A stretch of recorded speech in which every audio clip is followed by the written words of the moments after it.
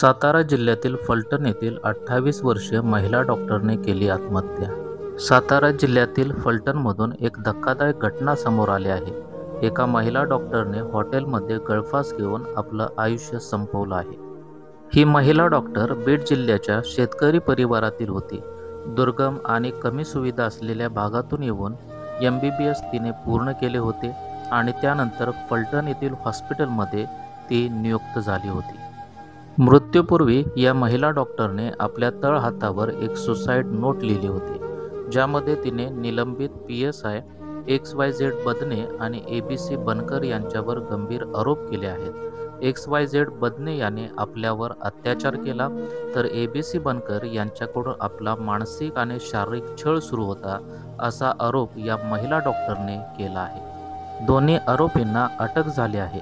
Police PSIचा mobile अजून सापडलेला नाही, जो तपासासाठी एक महत्त्वाचा पुरावा असेल. डॉक्टर संघटना, सामाजिक संस्था आणि कुटुंबियांनी या घटनेची SIT मार्फत निष्पक्ष तपासणीची मागणी केली आहे. एकंदरीत ही घटना महिला सुरक्षेवर आणि वैद्यकीय कर्मचाऱ्यांवरील दबावावर गंभीर प्रश्न उपस्थित करणारी आहे.